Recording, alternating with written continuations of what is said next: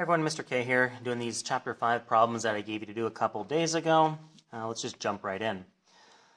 We're going to answer this question. Write down the number of times interest is added to the loan in 2 years. All right, so Ludmila takes a loan of 320,000 Brazilian real from a bank for 2 years at a nominal annual interest rate of 10%, compounded half yearly. All right, compounded half yearly, I'm going to go ahead and put that into numbers that we can use in our formula later. Compounded half yearly means 2 times per year. That's what that means. Half yearly, every half year they're doing the calculation. So in 1 year they're going to do it 2 times. First question says, write down the number of times interest is added to the loan in 2 years. So this is, do you understand what's happening here? So if it's 2 times per year, after 2 years, how many times will they have done the calculation? How many times will they have added the interest to the loan? Well, 2 times 2 is 4. So 4 times in 1 year, 4 times over the course of 2 years will they actually do this calculation to figure out how much extra money she owes. Part B says write down the exact amount. Exact is not a word they use a lot of times in math, but exact means no rounding. We're not going to round anything. Based on these units, I think we're going to round to the nearest whole Brazilian real. I don't think they use fractions because these numbers are so large, but maybe they do. So we'll calculate the exact amount of money she owes after the end of 2 years. That would be using this formula in the data booklet, or formula booklet. Here we have the compound interest formula. I'm just going to write this down, and then we'll talk about each of the variables in a second.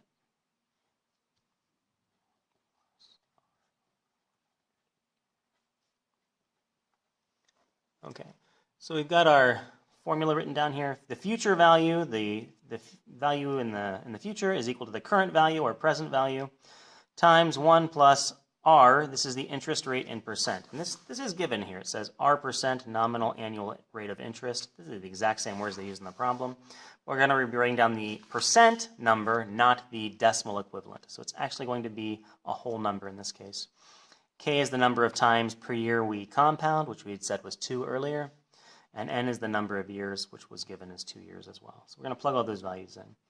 The future value that she must repay would be equal to the present value, the initial loan, the percent rate, the annual percent rate was 10%, so we put in 10 there. They're doing the calculation twice a year, so we put in a 2 here. The 2 goes in 2 different places. We put a 2 here as well for K, and we put a 2 in for 2 years. These numbers don't have to be the same. In fact, a lot of times they're not. It just so happens they are the same in this case. So go ahead and do this calculation.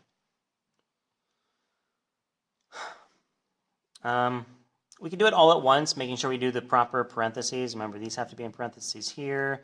I'm gonna do it piece by piece. I'm gonna start with this part right here. I'm gonna start with the stuff inside the parentheses. So I do 10 divided by 100. And put this in parentheses. 10 divided by 100 times 2. So that's what this is right here.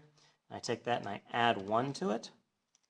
So that gives me everything inside the parenthesis, but I have to take that number to the 2 times 2 power. So I'll take my answer to the 2 times 2 power. And again, if you have a scientific calculator, you'd probably want to put 2 times 2 in parentheses, or just put 4, do the math in your head and put 4 there. So this whole thing now is 1.2155, So I have to take that whole thing and multiply it by 320,000. And so the total amount of money she has to repay, the exact amount, so no rounding, would be 388,962 Brazilian.